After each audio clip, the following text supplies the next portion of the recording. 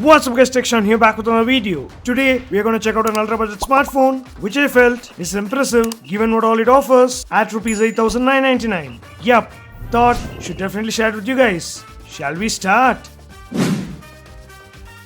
Bam! Meet the Tecno Spark 8 Pro. Well, this brand is slightly making waves these days in the Indian smartphone market with its ultra low budget models which come with some punchy specs. So thought I must give it a try to see what it's all about. So went ahead and bought this model, the Tecno Spark 8 Pro, in the recent Amazon sale for around Rs. 8999. Yep, and above all, though the company is not, the device is a made in India phone. Alright, let's unbox and talk more. Opening up the box. Wow, the device awaits. Let's get to it in a bit.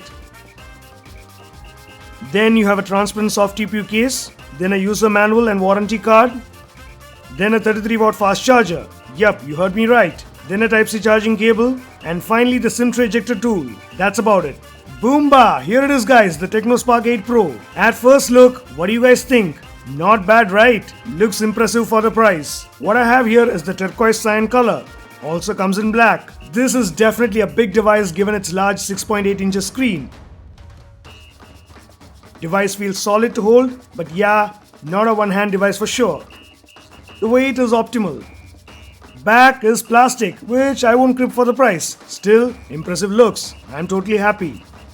Front top, you have the 8 megapixel camera with an actual front flash. Nice! To the right, you have the volume rocker and power switch, which also doubles up as a fingerprint sensor. Bottom, you have the 3.4mm audio slot, primary mic, Type-C port and speaker grill. Left, the SIM tray, which can take in two 4G SIM cards and a microSD card if needed for storage expansion.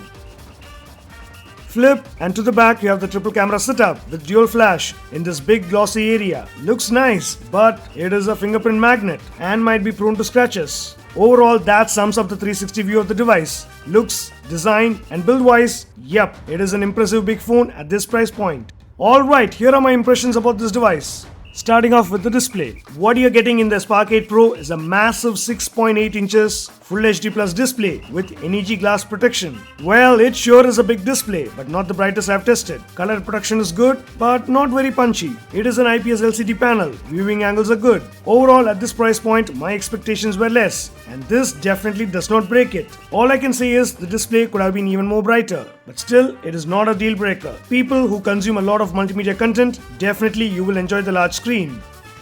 Alright, next, hardware and performance. What powers the device is the MediaTek Helio G85 chipset with Mali G52 GPU bundled with 4GB RAM plus up to 3GB of virtual RAM. What this basically does is uses your device space as virtual RAM.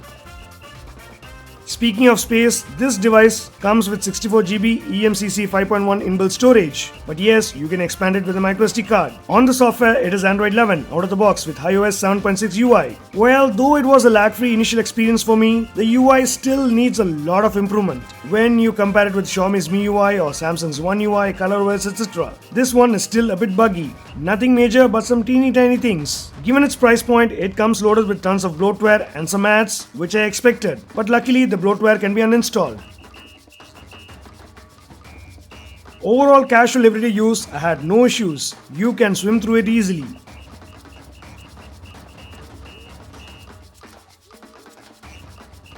Now, I know many of you guys will ask this, can you game on this? Well, good news, yes! I did try Battlegrounds on HD high settings and it ran well. Even some high-end titles ran well. Impressive.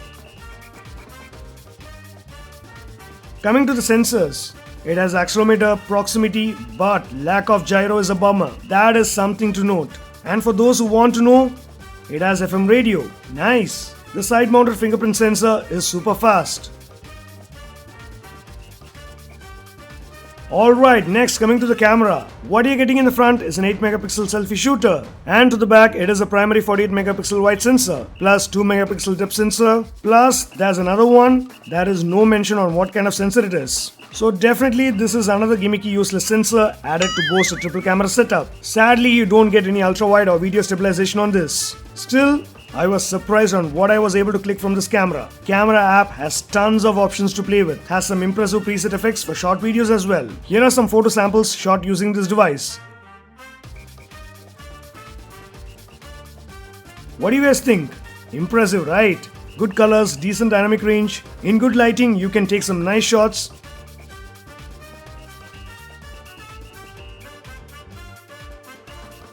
And in low light, using the night mode, I was able to pull some decent shots which you can definitely use for social media posts. But on the other side, video recording supports max 2K 30fps. Still, lack of any stabilization makes the footage shaky.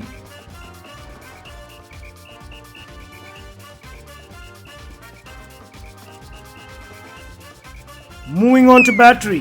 What you're getting here is a 5000 mAh battery with a 33 watt fast charger in the box. While on the backup, you can pull the device a little over a day with good use, and including a fast charger in the box at this price segment is definitely an impressive move to attract users. Here is a complete technical specification overview for your reference.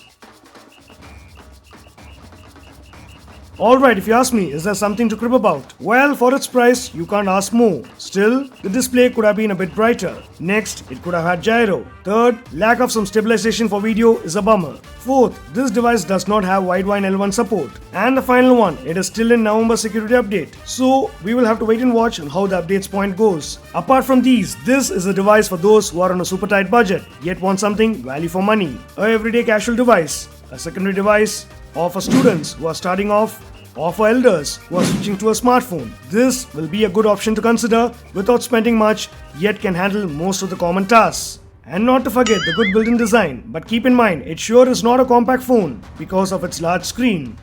What, Sean? Tongue slipper? Whatever it is, compact set is set. Exclusive Tech Sean comparison time. Well, if I have to say, the size of the phone is approximately in the size of a 250ml Nivea shower gel pack. Yup, crazy but true. Another exclusive Tech Sean comparison. You can grab this device for around Rs. 8999 after bank discount from Amazon in the recent sale that's going on. We'll leave the Best Buy link in the description. Do check it out. So, that's it for this video. Hope you guys found it informative. If you did, like, share and subscribe, and I'll catch you guys in another exciting video. Until then.